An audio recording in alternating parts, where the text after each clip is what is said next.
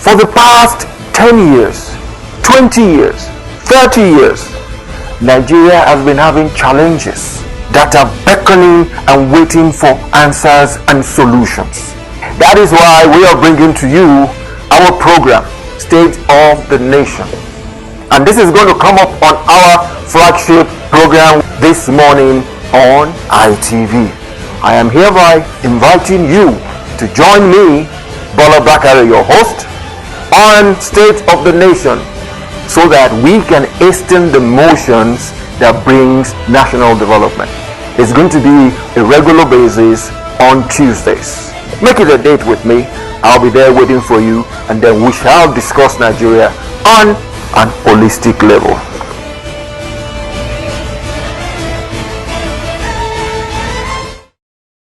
Welcome to your lofty program, State of the Nation, where we hasten the motions for national development. And when it comes to national development, you're part of it too. Little wonder you are sitting in front of your television to enjoy our discourse this morning that borders on us all. This morning we shall analyze a situation we have on hand that affects us all, affects our economy, affects everything that we are doing. Let me tell you one simple truth. We are supposed to be making money as we speak, based on the fact that the cost of crude has gone beyond $100 per barrel. But unfortunately, what should have been an advantage to us is now a disadvantage. Why is it a disadvantage? That is because we don't produce, we buy. And that is a bad one. Little wonder, our topic for this morning says, analyzing a proposed 4 trillion naira for subsidy. Let me juggle your brain a little bit. 4 trillion naira is about 30% of our budget for the year. And we're going to use that for subsidy. Honestly, I don't want you to pick on my opinion alone. I have someone in the studio who is going to shed more light, give us some good insights as to what is happening, the challenges therein, and if there are solutions, he will probably provide the solutions for us. Join me in welcoming to the studio Dr. Austin Mao, my brother. Always a pleasure. Nice to be here once again. Thank you, yeah, thank Bola. you, thank you. Eid Mubarak. Oh! Let's not forget our Muslim brothers are celebrating. Oh, the Eid Mubarak is there for us, and I guess, and I know, that all the blessings of Ramadan is with us all. Don't let us revert back to what we were doing before the Ramadan. That is the essence of Ramadan. The Ramadan is like a turnaround maintenance. Yes. You've done a turnaround maintenance on your person, don't revert back, or else the system will go bad again. I am saying that again, Eid Mubarak to all our Muslim brothers. And again, we are back in the studio, and my brother is still here. Dr. Austin Mao is still here to share his insightful insights with us. My brother. Interesting topic for the day. I'm telling you, we have a challenge on our hands. We should be making money as we speak. Rather than making money, we're in trouble. Ironic. We're in trouble. Let us look at, let's start from the angle of, let's look at the element of the subsidy in itself. There is nothing wrong with subsidy, because when there is a shortfall anywhere, the subsidy is supposed to be bridge the gap. Bridge a stopgap. Between the rich and the poor. Or a stopgap when situations are getting bad. But it shouldn't be a continuous affair, like in our own case. Yes. Give us your definition of subsidy, which we've said now. And then what do you think is wrong? What do you think is wrong with us? As a people. As a people, because let us start from us as a people. No, there's a lot wrong with us as a people. And what is primarily wrong with us as a people is the problem of leadership. We've not had a leader that is able to galvanize Nigerians towards a common cause. We've not really had, since 1960, when Nigeria became independent, a nation state, we've not really had a leader who can call a unifier. somebody that is able to bring together all the tribes, tongues, religious, cultural differences, to be able to forge a truly Nigerian state.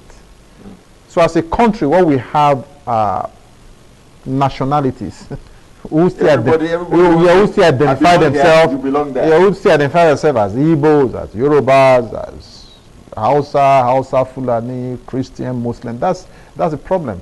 So we now have a situation that breeds a lot of distrust among the individual components that makes up the country. And that, in a way, brings us to the topic of the day, which is subsidy.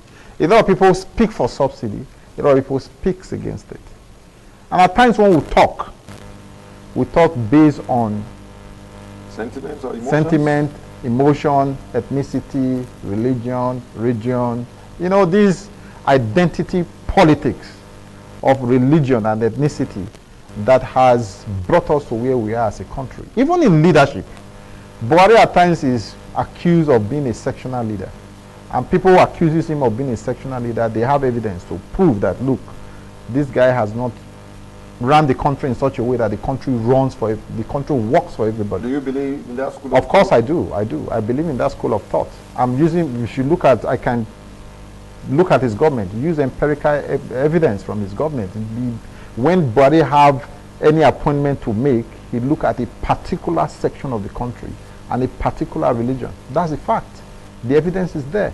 Not in all cases, though. In most cases, you can tie him down to that. You can look at, You're now reverting back to semantics. Yes. In most cases. In most cases, the evidence is there to speak that this man has run the country sectionally. Yeah, he has been myopic. Okay. He has tunnel vision.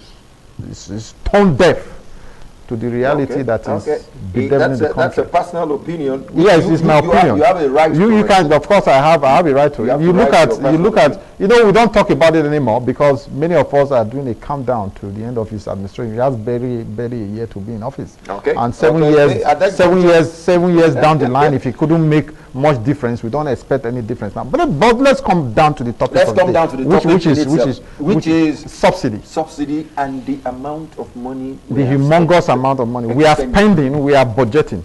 The 2022 budget, the provision for subsidy in this 2022 budget is 400 billion. But all of a sudden, it has ballooned to 4 trillion. From 400 billion, which is the budgetary provision in the 2022 Appropriation Act, it has ballooned to 4 trillion. 4 trillion. Based on the fact that the price of crude has gone up beyond projection. You understand? So as a country, we are in deep crisis. Because managing that subsidy did not do that. Managing that subsidy regime will take enormous dexterity on the part of our economic planners. Let me ask you because it's way off the roof. Let me ask you one direct question, and I want it has to be your opinion or what you've gathered from your researches. The monies we spent on subsidy, be it 10 kobo, be it 10 naira, is it worth it? It's not worth it. Why? Over time, we are subsidizing. When you say subsidy is supposed to, like you said in your intro, bridge the gap, subsidize the poor. You're supposed to, when you subsidize a subsidy, let's not criticize subsidy because we are talking about subsidy in the Nigerian situation.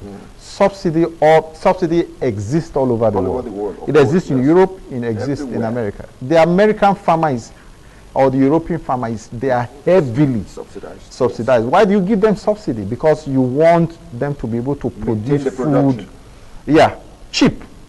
Because the American government or the European government recognize that food security is of national priority. In Nigeria here, the subsidy regime is supposed to it's so high in terms of petroleum products. It's high, but that subsidy regime exists in order to caution the effect of high petroleum prices on the poor.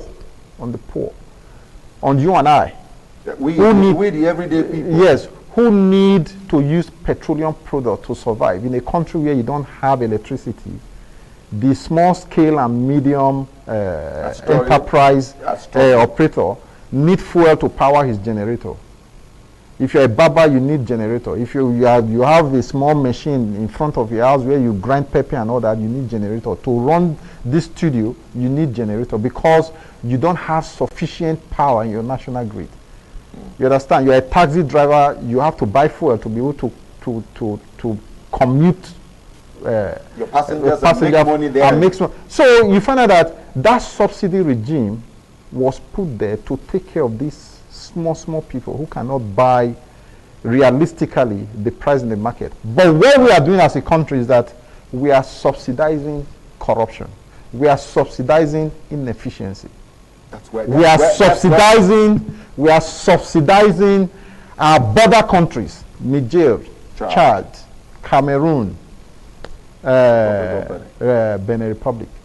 Based on that, at our own detriment. Based on that, that brings me to when we've now been able to. Well, we can explain what we mean subsidizing inefficiency and corruption. I'll throw the question and then you elaborate on that so that our viewers can enjoy it. You've been able to lay across to the average Nigerian that subsidy is a stopgap. When things are going wrong, subsidy will make it work out better. When things are working good, you subsidize so that we can maintain stability in pricing. But in our own case, you said subsidy, we are subsidizing. We are subsidizing corruption. We are subsidizing inefficiency. Which brings to the fore what I said this morning in our brief. We have 4 refineries in Nigeria, Kaduna, Warri, and 2 in Port Harcourt. Yes. For the past 20 years, they have not produced anything for us. But in the past 5 years, we have spent 7 trillion on subsidy and turnaround maintenance. Yes. And yet nothing came out of it. I was saying something this morning. I said, the people working at those refineries for 20 years, there are any salaries. Any salaries, they should be ashamed of themselves. Really ashamed. And if somebody wakes up to say, those people working in those refineries, let them go home, Labour will come out and say, no, they shouldn't go home. Are we being reckless or are we being sensible for keeping some people on the job for 20 years when they are not doing the job? Doing nothing. We are being reckless and irresponsible, of course. You understand? You don't, at times when you want to look at Nigeria as your own company, your own entity. Will I run it like Will you run it like that? It's a question, I believe that as Nigerians we should look at. Even if you are in the public service, the way when you are giving responsibility as a public servant, if it is your personal business, will you run it like that?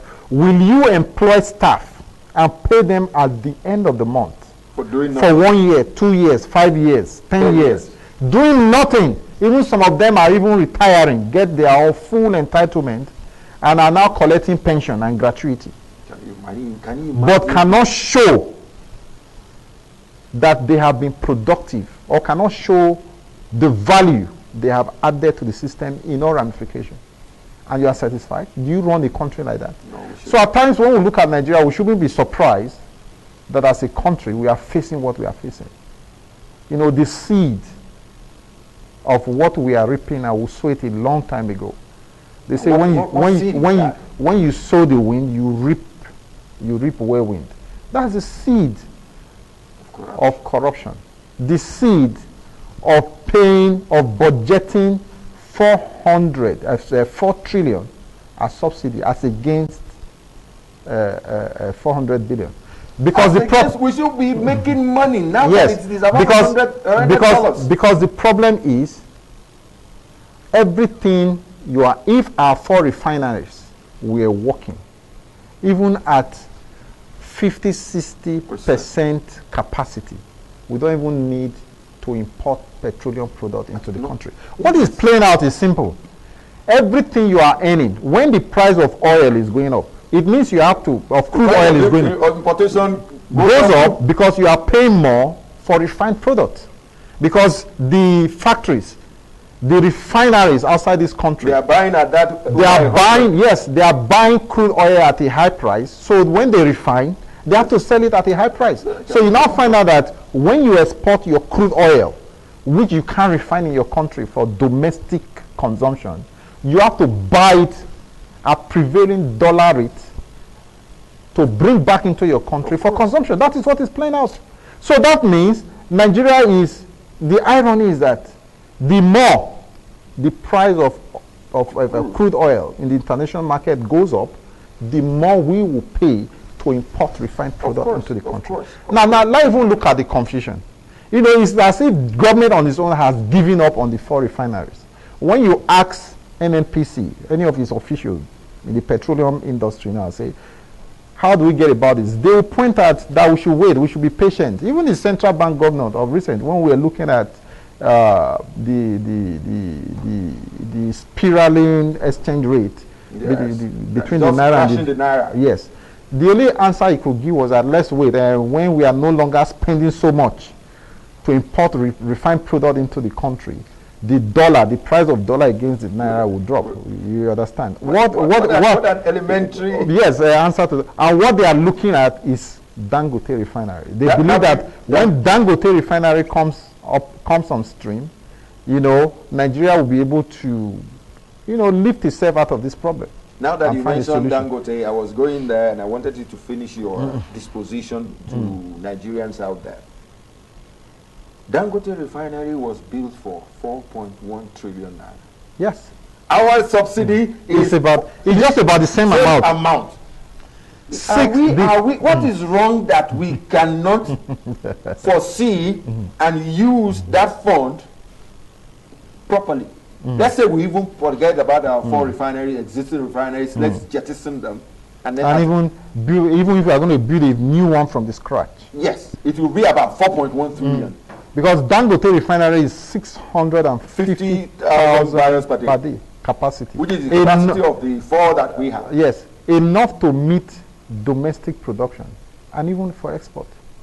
So that capacity, that 4 trillion, ironically, you know, you begin to wonder. Let me ask you this. Why is it that, why aren't we doing that? What is wrong with us? Why aren't we doing what Dangote is doing? You run an inference. That is why I said, if this is your business, you can't run it like that. That's why I said corruption and inefficiency. You understand? When you ask the question of what are we subsidizing? We are subsidizing corruption and inefficiency. Corruption in the sense that, look, people are benefiting from the subsidy regime. Oh, yes, they're just taking the money home. The plutocrats, those who have hijacked state power for their own interest, we are subsidizing them. And they are the ones who don't want the subsidy regime to end. They are the ones who are making sure that our 4 refineries remain comatose, that they don't work. They don't ever work. Because if they are working, the source of their slush fund, to keep it, they are moribund for 20 years. Yes, they are very strong. They are in the system. They are the ones building all the estates you are seeing in Abuja, where a 4-bedroom terrace house in Abuja costs as much as 250 million. They are the ones that makes it impossible for me and you to have houses in Abuja, because they control the economy of the state, because they've made so much money out of the system. So we are subsidizing corruption, one aspect, and we are subsidizing inefficiency on the part of the operators, of the NNPC itself, that have not been able to come up with appropriate policies. All these years, even when they do turnaround maintenance, it doesn't turn around anything. They turn around the money into their pockets. Into their pocket.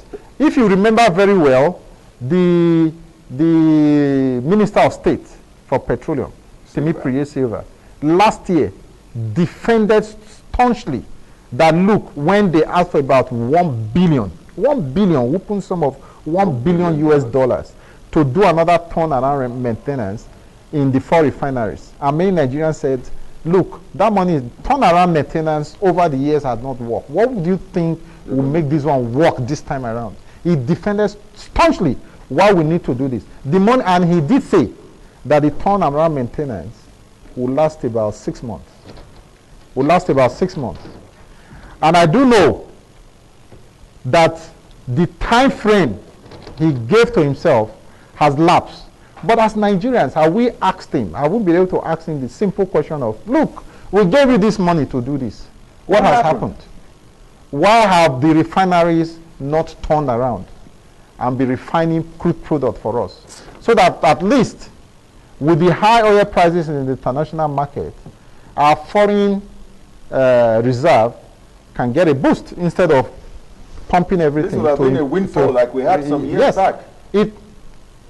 In all my growing up years, when I became economically and politically aware, once the prices of oil goes up, it has always been to the advantage of Nigeria. It has always been a windfall. We had the Gulf War windfall, 12 billion, Babangida, which has been till today. People are still asking him to account what for happened to our, yes, quote, our 12 billion. Yes, Gulf War windfall. It's still there. It has always been a windfall. Even in Jonathan era, when the price of crude oil went as high as $145 per barrel, it was a windfall. People are even still today asking, what did you do with that money? At least there was money. But in the Babangida era, rather than a windfall, you are having a reversal, or what you call a reverse windfall, that is not doing the nation any good. But rather, the nation is even praying. Our economic minders are praying for low oil prices so that they can afford to import refined products. Yes, because you know, I've listened to the Minister of State Petroleum speak that oil at the current rate is not good for us at all. That Nigeria should be praying for crude oil prices of between $50–$55 per barrel. He said it. Welcome back. If you're just joining us, we were on the verge of analyzing the proposed 4 trillion naira subsidy that we have on our hands. And with my guest that is still here in the studio, Dr. Austin Mao, we have been able to say subsidy is a global thing that is a stopgap when there is need for a bridging, whether between the rich and the poor or any economic recession that happens, 1. 2, subsidy is the norm when there is a breach between the rich and the poor. And 3, he made it clear to us that subsidy, though a continuous thing in some instances, but in our own case, it shouldn't be a continuous system, because our subsidy is based on what we have that we cannot refine. And when I asked them, what is then subsidy? He told me and you Nigerian viewers who were with him earlier that we are subsidizing corruption and inefficiency. My brother is still here in the studio. My brother, Dr. Austin, keep up the faith. Yeah, thank you. If we go ahead from there, if you notice lately, the inflation rate has jumped to 16.1%. Yes. That is trouble in the making. Our naira against the dollar is what we can call, is close to a free fall. Yes. All based on the fact that the price of crude oil has gone beyond $100 per barrel, which will have been our advantage, which will have made us smile to the bank. But rather than smiling to the bank, we are weeping. Weeping to the mortuary or to the hospital. What do we need to do as we speak? We are in trouble. Big trouble. And the thing is, we're Nigerians. I believe you and I are positive thinkers. If we can identify the challenges, let's try and look for ways of providing solutions.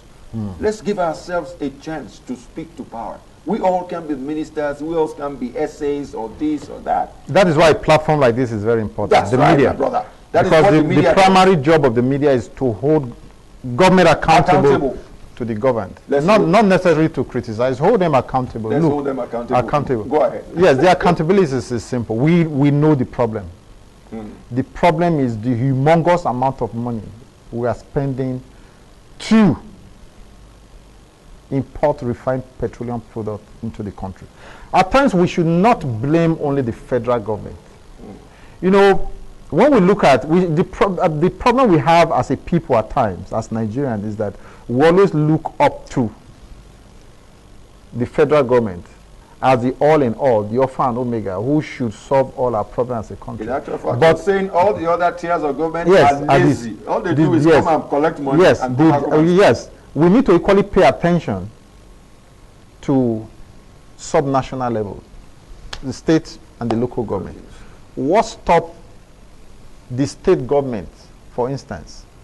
Like modular refineries. Yes. Which has been has been approved. Yes. Like Delta. All those oil-producing states. Edo. Rivers. What stopped them? If the federal government cannot do it, we are hoping they could, because we are looking at solution. The federal government obviously will still over time that they can't do it. But however, we won't stop asking them to tell us the 1 billion that was budgeted for turnaround maintenance last year, to show us the result, to account for it. But however, we should still come down to the state, the subnational level. Part of the solutions we are looking which is solution.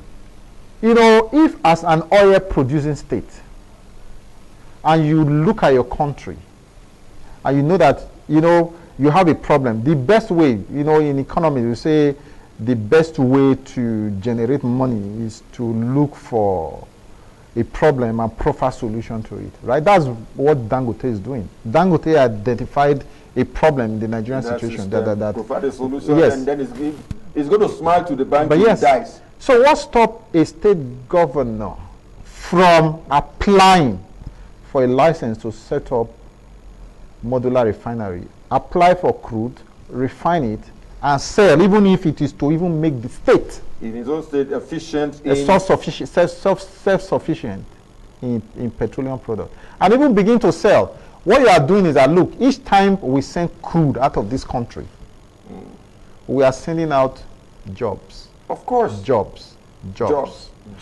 We are sending out money, and we are importing unemployment. We are importing unemployment. We are bringing unemployment. I like that. Yes, that's what we are doing. But if we begin to refine petroleum products in this country, we talk about petrol and other. We don't look at all the associated derivatives. Oh, diesel, jet, A1, lubricants, and the rest of it. Yes. That which, if a state government focuses on it, you can. It's enough idea. You can build an entire industry around it. That even as a state, you don't even have to come to Abuja come with cap in hand, begging for federation allocation. So that's what I see. If you are looking at solution, the state government should begin to think outside the box. All this box thinking has to stop. You have to begin to think, what is the problem as a state? Where do you have comparative advantage over other states? Particularly on this, I feel most of the states in the Niger Delta have comparative advantage in setting up modular refineries and creating an industry around it in their state, make themselves self-sufficient, and begin to explore the possibility of. So for such a solution, it's a win-win. I like what you just said, that okay, the case of modular refineries, approval has been given close to about over 50. Let me ask you this: why is it that states that have the funds, that have easy access to external funding, maybe counterpart funding, are not into modular refining?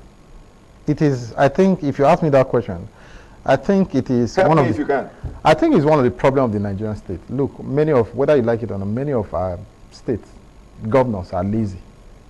They prefer to come and collect money. And that is one of the, one of the problem of the federation, whereby all resources are centralized. Then the federation unit come at the end of every month to come and share. All we are doing as a country is sharing the cake. But if we want to develop as a country, there should be more hands baking the cake. Of course. Not sharing the Not cake. sharing the cake. This idea, mentality, mindset of sharing needs to end. More Nigerians should roll up their sleeves, especially those holding executive positions. Get down into the trenches and do the real work of building this country. That's true. Because building the country is work. It's work. That's a big time. It's not to sit down as an executive governor of a state. Office At the end of the month, you go and collect your federation allocation. You come back to your state and start working out how to spend how to share it. Primary school child can do that. Yes. Then you allocate humongous amount of money to yourself as security votes and all that. That's not your job. Your job is to be able to make meaningful impact to the economy of your state.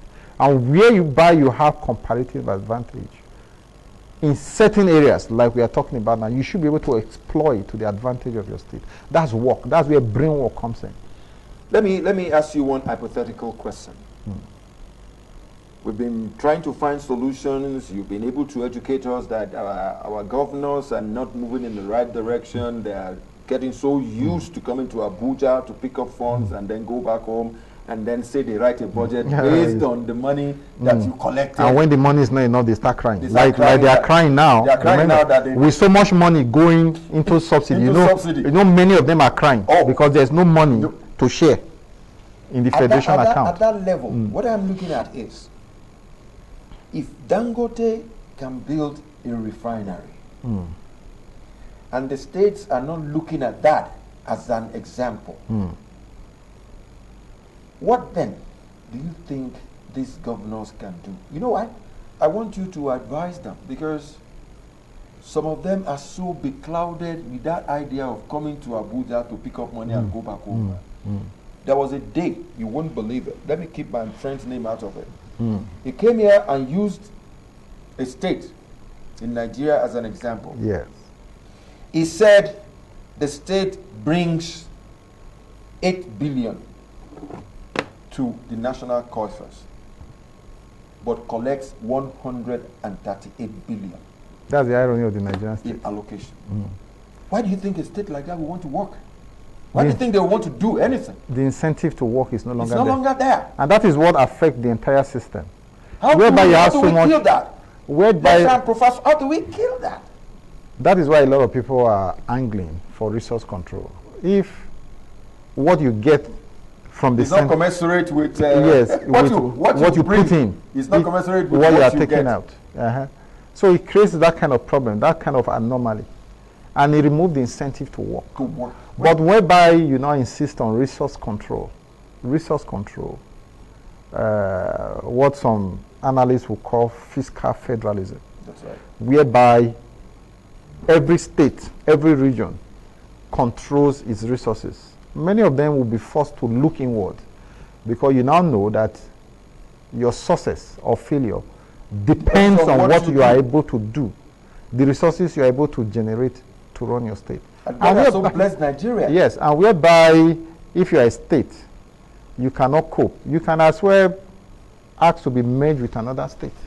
And that is why you are having this agitation for state creation all over the place. You know, because you know that no matter how small the state is, no matter how unviable the state is, at the end of the day, you come cap in hand to Abuja. The federal government must drop something into it. And those resisting fiscal federalism is the same reason they are resisting fiscal federalism. Because they know they don't have what it takes, or they don't, in their imagination, they are just asking for a retention of the status quo because it benefits them. Or it's not because they don't have what there's no state in Nigeria that doesn't have that cannot 41 minerals that cannot stand on its own. But you have lazy people, contestation for power just because you want to have access to the federal government and siphon funds from the federal government. It's not because you are coming in there to change the fortunes of your state, to contribute to the development of your state. It's just because you want to have access. But that is why, thank God we are in election season now, people should begin to ask the right question about when those. when they come campaigning, When they come begging for your votes. Yes, for your vote. You should ask them the right question. What, beyond dancing, beyond stomping around, and dancing out bags of rice and all that, and what have you should be able to ask these people who want to lead you, what are they putting on the table in terms of transforming the economy of your state, even Nigeria as a whole? Because if the head is rotten, that goes what do you think will happen to the body? That goes the old fish. You understand? We need a sound mind. We have another opportunity to make a change in order to address all these problems. Because, like I started out with, what we have in Nigeria is a problem of leadership. It's leadership failure. What are you looking it's for? leadership failure that leads to systemic. You've started it off. Finish it. What are you looking for in a leader? For what? To address the anomalies, humongous anomalies that we have on ground. It's so humongous. We need a unifier. Okay. First. That wouldn't say I'm a Christian, a Muslim or from the north. Yes, doesn't care about that. We need a unifier, somebody to unify the country. You understand? You need to have unity before you can begin to talk of growth. Whereby you have the north going this way, the southwest going this way, southeast going this way. You can't do anything. Yes. First, a leader. One of the problems many of the leaders we've had in recent time, Obasanjo was able to record some of the achievement he recorded because he was a unifier. And a strong one at that. He was a unifier. You know, in his time, we used to talk about government of national unity. Because he even appointed some of his ministers, some of his appointees were from opposition parties. Yes, he was. If you remember, he did that. Yes. So he created a government of national unity, give everybody a sense of belonging, so that you can begin to work together towards a common purpose, and that purpose is the economic liberation of this country. And that's why he was able to grow the economy, pay off our debt, build up our foreign reserve, to about 45 billion, build an excess crude account of about 25 billion. You understand? To squander later. Which those who felt they know better when they came into power, instead of following his policies, you know, they begin to create division within the system. And it's that's why, irrespective of the fact that we are not talking about Buhari here, one of the problems the Buhari administration is suffering from is that he has created a lot of schism in the system. He has isolated certain part of the country, especially the southeast. That's why you're having a lot of agitation. There's no sense of belonging. The willingness to build is not there. And when you appoint people because of religion or because of sentiment, because you know them, not out of competence. That's a personal opinion. Yeah, it's personal to me. It's personal to me, but it's the truth. That's where you have people in the security services, even when they are not performing. You don't have the ball to tell them, go to hell, sack them and bring new people when they are not performing. You are the commander-in-chief for crying out loud. And when things are going wrong, whether in the CBN or in the NNPC, bring in competent people to manage these places. See, Bola, in Obasanjo's regime, he brought the best brains from all over the world, from the diaspora, to come and help him, you know, in steering the ship of state. Jonathan tried.